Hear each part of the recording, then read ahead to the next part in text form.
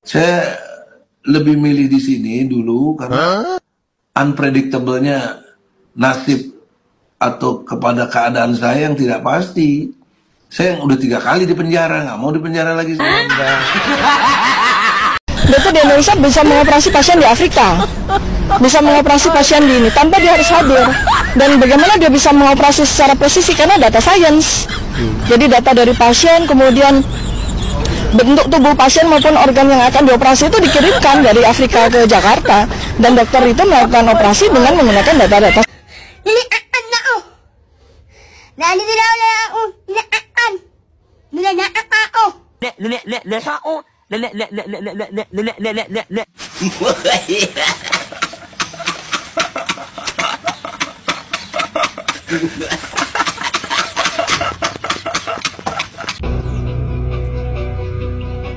Justru yang punya potensi untuk menjadi terdakwa adalah Joko Widodo. Desakan agar Jokowi datang, Jokowi membawa ijazahnya yang miliknya yang belum atau kita duga tidak asli dan disita. Jadi beliau mengatakan bahwa saya sudah bertemu dengan 2 orang yang sangat penting. Yang pertama adalah tukang, ya, yang membuat ijazah tersebut. Di mana? Di Pasar Pramuka. Ya, jadi tukang yang benar-benar membuat ijazah tersebut, ya. Membuat ijazah yang tidak otentik tersebut dan dibuatnya di Pasar Pramuka. Kemudian yang kedua, beliau juga mengatakan saya sudah bertemu dengan pembakar Pasar Pramuka.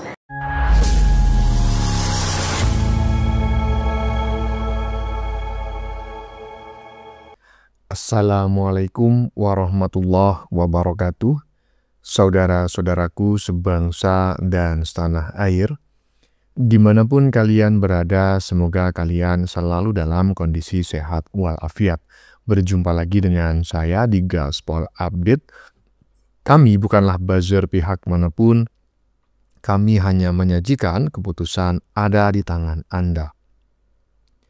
Teman-teman, ini ada video yang menurut saya cukup menarik, yakni tentang kabar terbaru dari netizen plus 62 yang sangat kurang ajar. Emang apa bang kabarnya bang, kok sampai-sampai kurang ajar? Terbaru teman-teman ya, ada kabar ya kan. Karena terlalu sering ngomong ngaco dan ngelantur ya kan. Mungkin karena efek mabuk kecubung ya.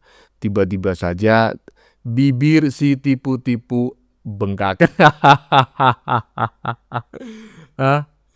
Aduh, bukan bengkak karena digampar oleh emak-emak seperti halnya si Rai Panci pada konten sebelumnya, tidak ya, tetapi karena diam-diam si tipu-tipu ini bibirnya dicium sama pantatnya tawon. Akhirnya bengkak. Aduh, intinya ya jangan pernah main-main dengan netizen plus 62 ya kan. Kacau-kacau nanti kalian dibuat mainan ya. Selain itu teman-teman, juga ada kabar dari Mbah Egy yang mengaku tidak akan balik ke Indonesia dulu kalau statusnya belum jelas. Aduh, kami happy ya. Katanya dia tidak mau dipenjara lagi teman-teman ya, karena sudah 3 kali dipenjara. 3 kali dipenjara, aduh kayak minum obat aja 3 kali sehari. Katanya happy mbah, kami happy. Lah kok tiba-tiba takut, nggak mau balik lagi ke Indonesia, ngacir ke Inggris, astagfirullah. Aduh mbah, antara omongan dan kelakuan Anda itu tidak sesuai mbah. Nah, bagaimanakah videonya dan bagaimanakah respon netizen? Mari kita tonton bersama, kemudian mari kita komentari bersama di bagian akhir video. Ini dia. Dokter di Indonesia bisa mengoperasi pasien di Afrika, bisa mengoperasi pasien di ini tanpa dia harus hadir. Dan bagaimana dia bisa mengoperasi secara presisi karena data science. Jadi data dari pasien, kemudian bentuk tubuh pasien maupun organ yang akan dioperasi itu dikirimkan dari Afrika ke Jakarta, dan dokter itu melakukan operasi dengan menggunakan data-data.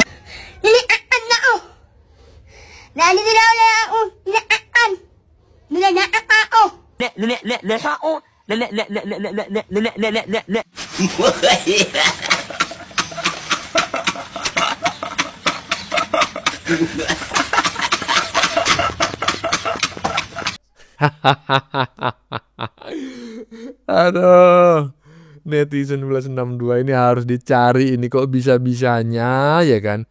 Dokter paling keren se Indonesia ya kan, perempuan paling cerdas sedunia ya kan, bahkan teman-temannya itu semuanya itu di PBB sana ya kan, di 100 universitas ternama dunia. Lah kok bisa-bisanya dibikin bibirnya macam kayak gini. Astagfirullahaladzim. Bibir tifu-tifu diantup tawon karena ngomongnya ngaco dan ngelantur. Gimana menurut teman-teman ya? Ini harus dicari. Netizen yang bikin gambar-gambar seperti ini harus dicari ya kan. Kurang ajar ini ya kan. Dicari mau diapain bang? Dikasih piala ya kan, piala citra. Lanjut. Jadi beliau mengatakan bahwa saya sudah bertemu dengan dua orang yang sangat penting. Yang pertama adalah tukang, ya, yang membuat ijazah tersebut. Di mana? Di Pasar Pramuka. Ya, jadi tukang yang benar-benar membuat ijazah tersebut, ya, membuat ijazah yang tidak otentik tersebut, dan dibuatnya di Pasar Pramuka. Kemudian yang kedua, beliau juga mengatakan saya sudah bertemu dengan pembakar Pasar Pramuka. Ini kan serem banget ya. Jadi mohon agar silakan dikonfirmasi kepada Pak Betor Suryadi. Ya, ini pernyataan dari Betor Suryadi yang disampaikan ke dokter ya. Bukan dokter yang langsung mendapatkan dari sumber pertama. Tidak, ya. Dan beliau sangat convince ya. Maksudnya benar-benar sangat meyakinkan dan itu kan relate ya dengan pernyataan dari Profesor Sofyan Effendi. Dan relate juga dengan kabar yang disampaikan oleh di Baligya Academy bahwa Kepala Negara atau Presiden sudah menegur Rektor Ova Emilia. Jadi ini kan relate semua ya. Ya, betul. Gitu. Mangkrak. Saya heran dengan orang yang satu ini teman-teman ya. Sekali muncul pasti ada berita baru yang spektakuler ya kan. Yang menunjukkan bahwa dirinya seolah-olah memiliki data baru, seolah-olah dirinya ini memiliki kenalan baru, seolah-olah pokoknya luar biasa dah. Setiap bikin konten gitu ya, baik itu dia bikin konten sendiri maupun dia nampang di podcast orang lain, termasuk yang barusan ya kan. Ngaku katanya bertemu dengan becak motor, disingkat Betor ya kan. Katanya sudah bertemu dengan orang yang telah memalsukan ijazahnya Jokowi di Pasar Pramuka dan juga yang melakukan pembakaran Pasar Pramuka. Ini bisa dikejar loh. Inilah yang katanya orang cerdas tetapi sangat BODO ya kan, tanpa dikasih H di belakang ya kan. DUNGU udah kagak ketulungan. Coba bayangkan, membakar Pasar Pramuka itu adalah tindakan kriminal ya kan. Nah itu tidak harus diusut dengan aduan, bukan delik aduan itu, ya kan? Jadi kalau misalnya polisi mendengar, aparat mendengar bahwa dokter si tipu-tipu ini bertemu dengan orang yang mengaku telah membakar Pasar Pramuka, itu bisa dicari itu, ya kan? Dan ini orang bisa dijadikan saksi karena dia yang mengatakan, aduh ini orang gimana? Katanya cerdas, ya kan? Makin kesini makin miring ya kan. Ini orang bukan hanya kurang sesendok loh, ini kurang 1 ember. Lanjut. Saya lebih milih di sini dulu karena unpredictable-nya nasib atau kepada keadaan saya yang tidak pasti. Saya yang udah 3 kali di penjara, nggak mau di penjara lagi. Aduh mbah. Udah 3 kali di penjara atau ternyata Anda ini, saya kok baru tahu ya, seingat saya itu cuma sekali. Ternyata sudah 3 kali di penjara. Kok hobi sih mbak, macam minum obat aja 3 kali sehari. Saya nggak mau di penjara lagi. Padahal beberapa waktu lalu Anda mengatakan kami happy Jokowi masuk perangkap. Ini yang kami tunggu. Nggak taunya lari ke Malaysia, ya kan? Pura-pura sakit. Yang nggak tahu juga beneran sakit, saya nggak paham. Yang jelas tiba-tiba keluar dari TPUA. Padahal loh mbah, orang-orang itu mencaci, memaki, menghina, ya kan, kemudian memfitnah Pak Jokowi, itu karena Anda yang ada di depan gitu loh. Mereka itu sebetulnya mendukung Anda. Ketika mereka sudah mati-matian, ya kan, mendukung Anda malah keluar dari TPUA dan Anda sekarang ngacir ke London dan gak mau balik lagi. Aduh Mbak, orang macam kayak gini kok ada pengikutnya gitu loh. Aduh, lanjut. Justru yang punya potensi untuk menjadi terdakwa adalah Joko Widodo. Desakan agar Jokowi datang, Jokowi membawa ijazahnya yang miliknya yang belum atau kita duga tidak asli dan disita. Yang benar. Ya, karena itu akan menjadi dasar bagi proses berikutnya. Tanpa adanya penyitaan, maka kita tidak bisa mendapatkan kepastian hukum ke depannya.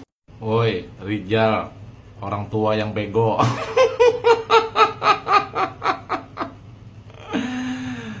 Kamu ngomong apa, Rijal yang bego? Kamu bilang justru yang berpotensi menjadi tersangka adalah Bapak Jokowi. Dari mana?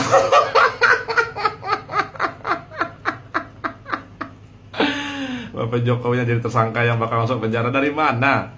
Kan sudah jelas itu pengumuman dari pihak Baris Krim Mabes Polri. Ijazah Bapak Jokowi itu tidak ada pidananya, tidak ada pemalsuannya. Jadi lanjut ke tahap penyidikan. Nah, ya kan? Makanya Polda Metro Jaya melakukan penyidikan.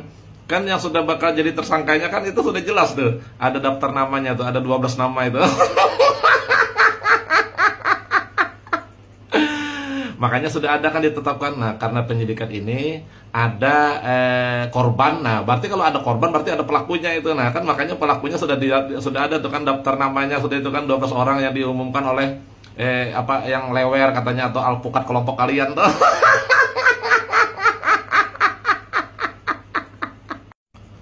Dan walaupun Bapak Jokowi didesak atau tidak didesak pun Bapak Jokowi tetap datang nanti menghadiri panggilan Polda Metro Jaya. Karena apa? Karena beliau yang melaporkan melaporkan kalian. Dan juga ada teman-teman teman-teman Projo atau Jokowi lover. Nah, itu.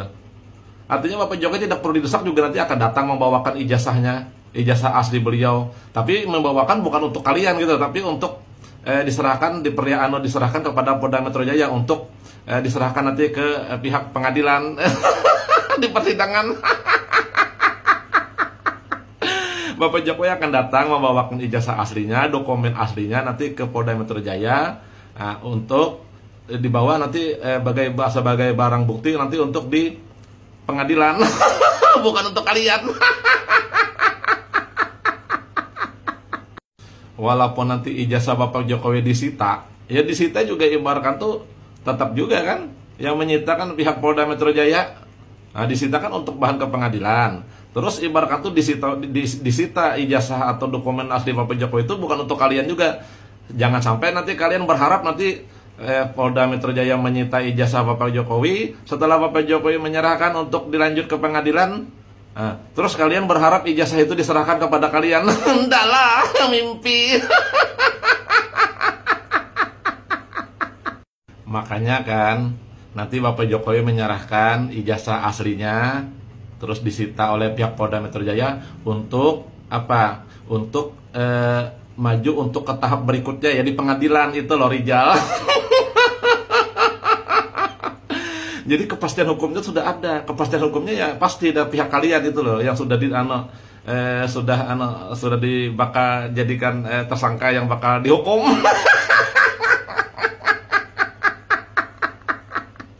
Itu aja ya penjelasan dari saya buat Rijal orang tua yang bego.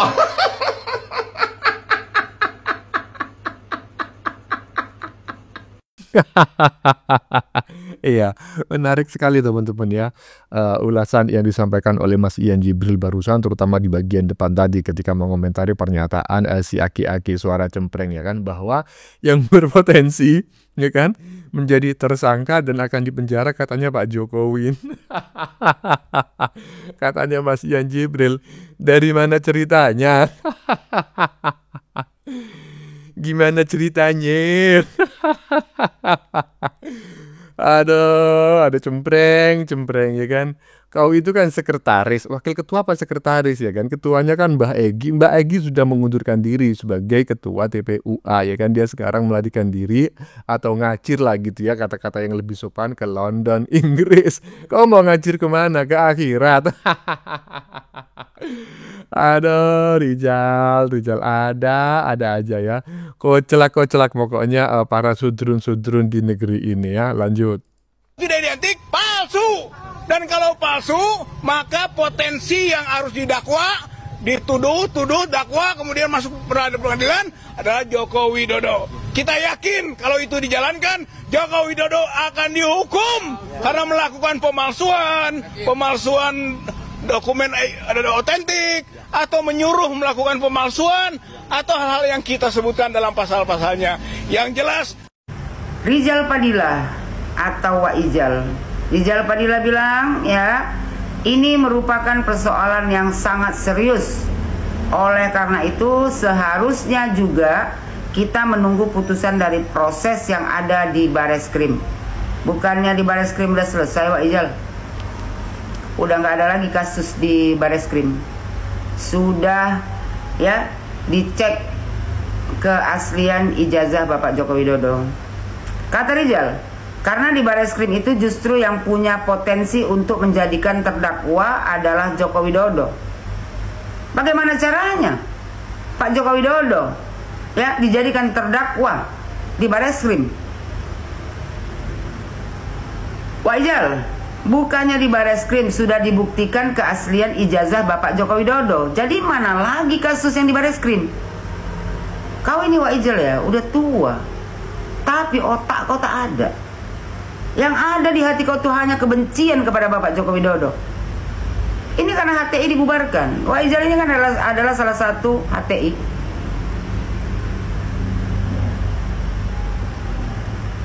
Kata Wak Ijal, dia potensial menjadi terdakwa karena bukti-bukti kami menunjukkan ijazah yang disebut asli itu tidak identik dengan ijazah-ijazah lain yang sudah diuji oleh para ahli kita, Roy, Rismond, dan lain-lain. Si Roy kau percaya, si Rismond katanya memegang ijazah asli ya dari UGM. Ada berapa ijazah itu? Wak Ijal, kalaupun kawan kau si Panci sama si Rismond itu meneliti ijazah orang lain, ya tidak ada kena-mengena dengan ijazah Pak Jokowi. Yang harus diteliti sama Panci sama Rismond itu harus ijazah asli Bapak Joko Widodo. Nanti begitu dijadikan tersangka kau ya kan, tiba-tiba stroke pula kau. Karena tiap hari berteriak-teriak, ya hampir mau kau makan mic itu lagi. Ini Wak Ijal ini kalau udah menyatakan Pak Joko Widodo itu ya kan sebagai tersangka, mungkin kurasa ya kan Wak Ijal ini paling bahagia di dunia ini. Gak akan mungkin Wak Ijal Joko Widodo dijadikan tersangka, karena ijazah Joko Widodo adalah asli dikeluarkan dari Universitas Gajah Mada. Karena Pak Jokowi mengenyam pendidikan di Universitas Gajah Mada. Kata Wak Ijal, kita yakin kalau itu dijalankan Joko Widodo akan dihukum karena melakukan pemalsuan atau menyuruh melakukan pemalsuan. Joko Widodo menggunakan ijazah palsu. Ijazah palsu lagi kau Wak Ijal. Oh Wak Ijal, udahlah Wak Ijal, kau terima ya kenyataan. Nanti aja di pengadilan kalian kowar-kowar. Kalian semua ya kan yang nanti bakal jadi tersangka, semua kowar-kowar di media sosial seolah-olah ya perbuatan kalian itu adalah benar. Kasian aja aku nengok kalian ini semua. Orang yang katanya berpendidikan, tapi karena kebencian membuat kalian semua itu menjadi orang yang paling bengak di dunia. Menuduh mantan presiden ijazahnya palsu, tanpa pernah bisa membuktikan bahwasanya ijazah seorang Joko Widodo adalah palsu. Hanya tuduhan-tuduhan, hanya halusinasi. Wak Ijal, Kalau Panci sama Rismon, gosok kau percaya. Yang mereka teliti aja, yang mereka analisa, bukan ijazah asli Pak Jokowi. Jadi dari mana ceritanya si Panci sama si Rismon bisa menyatakan bahwasanya ijazah Pak Jokowi palsu? Sementara mereka aja tak pernah ya melihat ijazah asli Bapak Joko Widodo. Gak pernah bisa melihat ijazah asli orang, habis itu bisa menyatakan palsu. Dari mana jalannya Wak Ijal? Oh Wak Ijal, harusnya kau itu Wak Ijal sudah duduk di rumah menikmati hidup. Umur pun dah berapa, apalagi yang mau dicari? Dunia ini hanya sementara Wak Ijal. Semua fitnahan kau ini kepada Bapak Joko Widodo akan kau pertanggungjawabkan nanti, baik di dunia maupun di akhirat. Katanya kalian semua ini adalah ahli agama. Tapi aneh, kok ahli agama, ya tahu agama, segalanya tahu. Tapi kok bisa memfitnah mantan presiden ijazahnya palsu? Inilah sebenarnya ya di Indonesia ini, ya kita ini di Indonesia ini sekarang banyak sekali orang-orang yang mengaku ya berilmu tinggi, tapi tak punya adab budi pekerti. Ya, yang harus diperbaiki di negara Republik Indonesia ini, kalau negara kita ini mau maju, yang pertama adalah adab budi pekerti. Ya, buat seluruh Indonesia, kalau kita tidak bisa memberikan apapun untuk negara kita tercinta ini, setidaknya ya kita mendoakan para pemimpin agar mereka bisa menjadi pemimpin yang amanah, pemimpin yang memang murni mencintai rakyat Indonesia, menginginkan negara Republik Indonesia ini maju ke depannya, dan menginginkan rakyat Indonesia ini makmur ke depannya. Harusnya kita ini sudah berubah, tidak lagi saling membenci, tidak lagi saling menghina satu sama lain. Harusnya kita sudah bergandeng tangan memikirkan ya bagaimana caranya untuk maju ke depan, memberikan contoh terbaik pada generasi bangsa.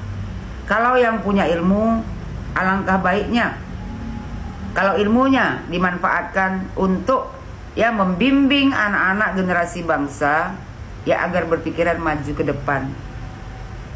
Buat kita yang tidak mempunyai ilmu, kita bisa mengajarkan adab dan budi pekerti kepada anak-anak kita. Belakangan ini kan marak anak-anak muda ikut menghina mantan presiden, menghina pemimpin. Sudah tidak ada lagi etika.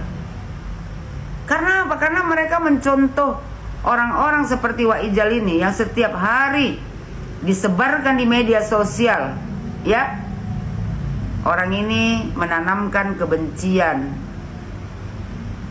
Habis itu mencontohkan perkara yang tidak baik kepada generasi muda.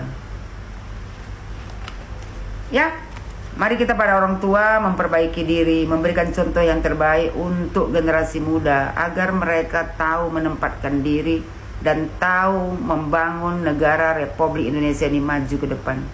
Hormat dari saya.